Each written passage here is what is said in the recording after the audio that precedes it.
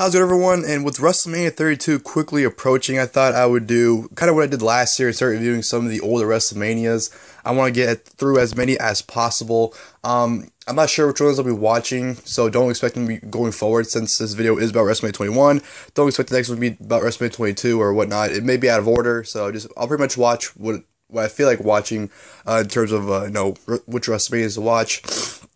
As you guys can tell by the tone of my voice, I'm not exactly in the best condition in terms of health-wise. Well, I mean, I'm healthy, but I'm just like, you can tell I'm sick, obviously. That's what I meant. So, excuse me if I don't sound the best in this video. I am sick, so I will not be the most enthusiastic person, or nor will I sound great the entire video, so that's a little forewarning for the video. But yeah, this video is about WrestleMania 21. I'm going to review this show right here. And without further ado, let's jump into the video. Of course, here is the DVD. You can watch this on the network, like I did actually. I didn't even watch the DVD, I just watched it on the network, to be perfectly honest. But since I have the DVD, I might as well show off the DVD as well.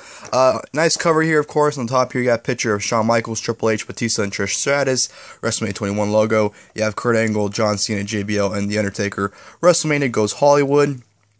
3-disc collector's edition, Raw and SmackDown, because that's when the brands actually mattered. Here's the side right there, so this will look like on your shelf if you have the DVD. And here's a back. You have some more extra work more artwork right there, not extra work. WrestleMania Goes Hollywood, Sunday, April 3rd, 2005. See the spectacle that is WrestleMania. All the WWE superstars from Raw and SmackDown come together for the greatest night in sports entertainment. Of course, there are the matches right there, and there's some extra features, or some of the extra features in the set.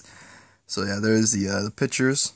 Some pictures, and of course you open the flap up, and of course the infamous two photos, Batista holding the World Championship and John Cena holding the WWE Championship. Of course, the night these two were pretty much made or born into stardom. Great pictures right here, both guys. Actually, if I ever meet John Cena, I might get this picture signed, might blow us up. That's actually a really cool picture of him. Of course, you open up here the disc. Unfortunately, as you tell right there, the thing is broke, but the disc does stay in place when I close it, so that's good. Behind disc 1, there's some artwork right there. It says Holly, because it's spelled the Hollywood sign. Behind disc 2, right there. And behind disc 3, right there. Well, nothing even behind the disc, just above the disc. Of course, here is the insert. That tells you all the chapters and everything. Let's just go over real quick. Here's on disc 1. And here's on disc 2. So if you guys want to pause and read, go ahead. This one they actually carried and put a bunch of extras on the DVDs. And of course, here are the Hall of Fame inductees from the Hall of Fame. So let me set this up real quick, so I don't got to keep holding the camera in my hand. Ugh. But overall, WrestleMania 21 is it's a good show. It's it's not one of the greatest WrestleManias of all time. I feel a good chunk of the matches were good, but the main events were absolutely terrible. I'm not gonna sit here and lie. Just the main event title matches are terrible, but it had a good undercard for the most part, I would think. You definitely had an amazing match from here, from Shawn Michaels to Kurt Angle. You had a very fun Money in the Bank ladder match. You had a fun opener. So I mean, there's some fun and great matches, but for the most part, it's not one of the greatest, but it's definitely not one of the worst, I would say, in my opinion. But yeah, WrestleMania 21 overall, I'll give it a thumbs up. It's a good show. Of course, you open up with Rey Mysterio versus Eddie Guerrero, which is a very fun opener here. These two just absolutely great. Don't really need to speak anything about them, because you can just see those two names together and you pretty much know you're in for a great treat. Even though I do think this is probably the weakest of their series of matches they had throughout 2005, I don't think this is their best one, but it's definitely a very fun match by far. They got their signature stuff in, Eddie going for the frog splash, Rey Mysterio hitting the 619. So you have their signature stuff in, you have the surfboard from Eddie, so this is definitely a fun way to kick off WrestleMania. Rey Mysterio get the victory with, I believe, a Hurricanrana pin or a roll up. He somehow rolled up Eddie in, of course, the 1-2-3 victory. So that was a fun opener there. And then we go on to the first ever Money in the Bank ladder match. Chris Jericho versus Chris Benoit versus Shelton Benjamin versus Edge versus Christian versus Kane. Great match here. This is where, you had your signature spots debut, such as the Shelton Benjamin yearly spot that we used to get every year at the Money in the Bank ladder match at WrestleMania. This is the first time where he ran up the ladder and clotheslined, I believe, Edge or Jericho, maybe someone else, I don't know, but he clotheslined someone off the ladder, so that's what started the old Shelton Benjamin spot at WrestleMania at every Money in the Bank ladder match. But this is definitely a great match here. He had a lot of brutal spots in this match. Just unnecessary bumps as well. Just falling off ladders, going through ladders. Benoit took a lot of vicious spots here, which he shouldn't have taken. He actually did the headbutt off the top of the ladder on the Kane. Just a great Money in the Bank ladder match. One of the best Money in the Bank ladder matches to date still. This match is just, it's phenomenal. And you can argue this is the best Money in the Bank ladder match. I know a lot of people say that. And you know what? I wouldn't necessarily argue that. But, just a great match. And, you know, ending with Benoit climbing the ladder, almost getting the briefcase and Edge hitting him with the chair. And, you know, Benoit just... By the way, that headbutt from Benoit jumping off the ladder busted him open pretty bad. He actually had stitches on his eye, and he reopened it, so he had blood over his face. But Benoit climbed the ladder, and Edge hitting him with the chair on his arm, and Benoit just falling down and covering his arm and selling it greatly, and with Edge climbing up and grabbing the briefcase. Great moment and great spot there to end it. I thought it was an awesome Money in the Bank ladder match there. From there, we actually had a segment with Eugene. You know, Eugene came out and, you know, was excited about being at WrestleMania, which led to... Muhammad Hassan and Daivari coming out and pretty much screwing with him, which led to Hulk Hogan coming out, and Hulk Hogan pretty much cleaning house. So the whole segment there was pretty much to get Hogan on the show and get that Hogan pop, because he did get a huge pop, but he did not do the leg drop, though, which is disappointing. I don't know why he didn't do the leg drop, but he didn't do it. But yeah, that was just, you know, something to kill some time. From there, we go to the Legend versus Legend Killer, Undertaker versus Randy Orton.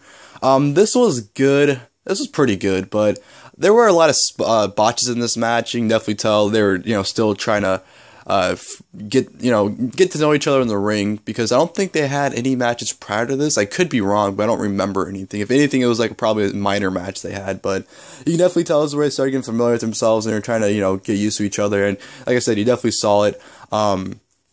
This was really good. You know, Randy Orton, of course, this was a spot where Undertaker goes for the choke slam, but Randy Orton counters into the RKO, where you'll see in a lot of video packages. That was absolutely a great spot there. And Bob Orton did get involved, but for the most part, this was really good. You know, great showcasing for Randy Orton and whatnot. Undertaker looked good, so it was a very good match. I enjoyed it. You know, Undertaker got the one with the tombstone when Randy Orton tried to give him a tombstone, but then Undertaker countered into a tombstone. So, yeah, that was good stuff there. Then we go to the WWE Women's Championship Match, Trish Stratus versus Christy Hemme. Terrible. Just terrible. Christy Hemme lost, or Trish Stratus beat Christy Hemme with the kick, so that's all you need to know. Then we have the match of the night, the Interpromotional Match, Shawn Michaels versus Kurt Angle. Absolute classic here. My only complaint is Brian fucking Hebner. If you know him, that's Earl Hebner's son. He refereed this match, and he would not fucking stop. He was all over them. He thought, I swear, I think he thought he was in the match. He thought it was a triple threat. The way he was reffing, he was all over them. He would not, he kept blocking the camera angles on when they tried to get the face shots. He would get in front of the camera. He was just absolutely terrible, and I fucking hated him. That stupid in his freaking frosted blonde tips. Fucking Brian Hebner. But besides that, this is an absolute classic. I don't need to explain myself. These two put on an absolute clinic here. Just a wrestling masterpiece, technical wrestling, and just I don't need to explain myself. This is a masterpiece here. Shawn Michaels look amazing. Kurt Angle look spectacular as always. And then, you know, the ending with Shawn Michaels eventually tapping out to the ankle lock. When he was in it for about a minute, it seemed like he was resisting the tap out. And the way I just absolutely loved when Kurt had him in the ankle lock, but Shawn tried to kick him off, and when he would try to kick him off, Kurt would hang on and fall down with him. Just the storytelling was absolutely phenomenal as well. Just, if you want an amazing classic match, this is it right here. I don't need to explain myself. Just go watch it for yourself if you don't believe me. Absolute classic. Just amazing match there. From there, we got to Piper's Pit with Stone Cold. You know, nothing really happened here. You know, it was cool to see Austin and Piper in the ring, but this is pretty much cut short. You had Carlito come out for no reason at all, which led to him getting stunnered. And then you had a little beer bash with Piper and Austin, which led into a stunner on Piper. So, for what it was good, but I just felt like it was cut short due to Carlito coming out and pretty much ruining it. But, you know, it was still good what it was. Then you had the Sumo Match, Big Show versus Akebono. Skip. Akebono throws Big Show out. That's all you need to know. Just skip it. On this, too, we go to the WWE Championship Match, JBL versus John Cena. Shit match here. This is a terrible title match. which sucks because this is the showcasing of, you know, Cena and Batista. And I know this is Batista's match, but both world title matches suck, like I said in the beginning of the video. But it was 10 minutes and just wasn't really anything special at all.